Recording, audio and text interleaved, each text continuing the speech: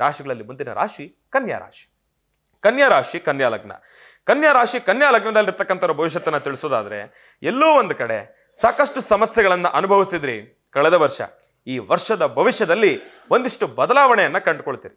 ಕಳೆದ ವರ್ಷ ಕನ್ಯಾ ರಾಶಿಯಲ್ಲಿರ್ತಕ್ಕಂಥವ್ರು ಸ್ವಲ್ಪ ಸಮಸ್ಯೆಗಳನ್ನ ಅನುಭವಿಸಿದ್ರಿ, ಸಣ್ಣ ಪುಟ್ಟ ಅಡೆತಡೆಗಳನ್ನ ಅನುಭವಿಸಿದ್ರಿ, ಎಲ್ಲೋ ಒಂದ್ ಕಡೆ ನೋವು ಉಂಟಾಗ್ತಕ್ಕಂಥದ್ದಿತ್ತು. ಆದ್ರೆ ಗ್ಯಾರಂಟಿ ನ್ಯೂಸ್ನ ವತಿಯಿಂದ ನಾನು ಈ ವಿಚಾರವನ್ನ ಸ್ಪಷ್ಟೀಕರಿಸ್ತಾ ಇದ್ದೇನೆ. ಏನಪ್ಪಾ ಅಂತಂದ್ರೆ, ಕನ್ಯಾ ರಾಶಿನಲ್ಲಿರ್ತಕ್ಕಂಥವ್ರ ಈ ವರ್ಷದ ಭವಿಷ್ಯ ನಿಜಕ್ಕೂ ಚೆನ್ನಾಗಿದೆ ಅಂತಾನೆ ಹೇಳ್ಬೋದು. ನೆಮ್ಮದಿಯನ್ನ ಸಿದ್ಧಿಪಡಿಸ್ಕೊಳ್ತೀರಿ, ನೆಮ್ಮದಿಯನ್ನ ಖಂಡಿತ ಸಿದ್ಧಿಪಡಿಸ್ಕೊಳ್ತೀರಿ. ನಾವು ಭಗವಂತನಲ್ಲಿ ಕೇಳ್ತಕ್ಕಂಥದ್ದಿಷ್ಟೇ, ಹಣ ಕಾಸು ಆ ಐಶ್ವರ್ಯ ಇದೆಲ್ಲವೂ ಇರ್ಲಪ್ಪ ಭಗವಂತ, ಒಳ್ಳೆ ಆರೋಗ್ಯ, ನೆಮ್ಮದಿ, ಸಮಾಧಾನವಾಗಿರ್ತಕ್ಕಂಥ ಒಂದು ಬದುಕು, ಕುಟುಂಬದಲ್ಲೊಂದು ಐಕ್ಯತೆ, ಇದು ಬಹಳ ಮುಖ್ಯ.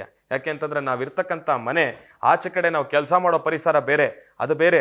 ಮೊದಲು ಮನೇಲಿ ನಾವು ನೆಮ್ಮದಿಯಾಗಿದ್ರೆ, ಮನೆಯಲ್ಲಿ ತಂದೆ ತಾಯಿ ಅಕ್ಕ ತಮ್ಮ ಅಣ್ಣ ತಂಗಿ ಇವರೆಲ್ಲರೂ ಕೂಡ ಸಮಾಧಾನವಾಗಿ ಒಗ್ಗಟ್ಟಾಗಿ ಚೆನ್ನಾಗಿದ್ರೆ, ಏಕೈಕ ಅಂತ ಎಲ್ಲರಲ್ಲೂ ಕೂಡ ಒಂದು ಐಕ್ಯತೆ ಬಂದ್ರೆ, ಗಂಡ ಹೆಂಡತಿ ಮಧ್ಯೆ ಇರತಕ್ಕಂಥ ಸಣ್ಣ ಪುಟ್ಟ ಸಮಸ್ಯೆಗಳು ದೂರ ಆಗಿ, ಎಲ್ಲವೂ ಕೂಡ ಕೌಟುಂಬಿಕ ಕಲಹಗಳು ದೂರ ಆಗಿ, ದಾಂಪತ್ಯ ಜೀವನದಲ್ಲಿರ್ತಕ್ಕಂಥ ಕಲಹಗಳು ದೂರ ಆಗಿ, ನೆಮ್ಮದಿ ಜೀವನ ಕೊಡಪ್ಪ ಅಂತ ಹೇಳಿ ನಾವು ಎಲ್ಲೇ ಹೋದ್ರೂ ಕೂಡ ಭಗವಂತನಲ್ಲಿ ಪ್ರಾರ್ಥನೆಯನ್ನು ಮಾಡ್ಕೊಳ್ತೀವಿ. ಆದ್ರೆ ಕನ್ಯಾ ರಾಶಿನಲ್ಲಿರ್ತಕ್ಕಂಥವ್ರಿಗೆ ಭಗವಂತ ಅದನ್ನ ಕರುಣಿಸಿದ್ದಾನೆ, ಯೋಚನೆ ಮಾಡೋ ಅವಶ್ಯಕತೆ ಇಲ್ಲ.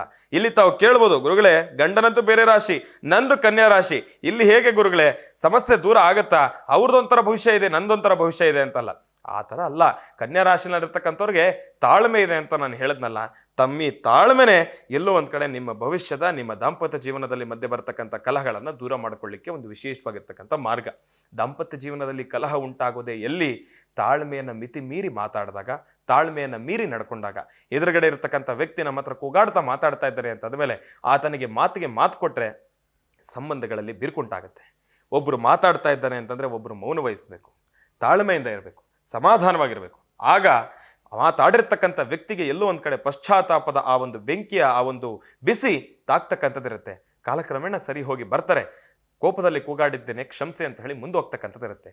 ತಾಳ್ಮೆ ಬಹಳ ಮುಖ್ಯ ಕನ್ಯಾ ರಾಶಿನಲ್ಲಿರ್ತಕ್ಕಂಥವ್ರಿಗೆ. ಭಗವಂತ ಅದನ್ನು ನಿಮಗೆ ಕೊಟ್ಟಿದ್ದಾನೆ, ಯೋಚನೆ ಮಾಡೋ ಅವಶ್ಯಕತೆ ಇಲ್ಲ.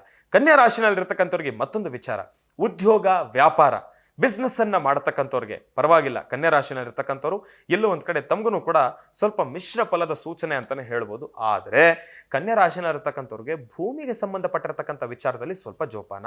ಎಲ್ಲೋ ಒಂದ್ ಕಡೆ ಕೋರ್ಟು ಕಚೇರಿ ಎಂಬತಕ್ಕಂಥ ಒಂದಿಷ್ಟು ಹಲದಾಟವನ್ನ ತಾವು ಅನುಭವಿಸ್ಬೇಕಾಗ್ತಕ್ಕಂಥದ್ದಿರುತ್ತೆ. ಸ್ವಲ್ಪ ಜೋಪಾನ ಕನ್ಯಾ ರಾಶಿನಲ್ಲಿರ್ತಕ್ಕಂಥವ್ರು. ಇದೊಂದನ್ನ ಅನುಸರಿಸ್ಬಿಟ್ರೆ ಸಾಕು. ಇದರಲ್ಲೂ ಯೂತ್ಸ್ಗೆ ತುಂಬಾ ಚೆನ್ನಾಗಿದೆ. ಕನ್ಯಾ ರಾಶಿನಲ್ಲಿರ್ತಕ್ಕಂಥವ್ರಿಗೆ ಒಳ್ಳೆದಾಗ್ಲಿ, ಶುಭವಾಗ್ಲಿ.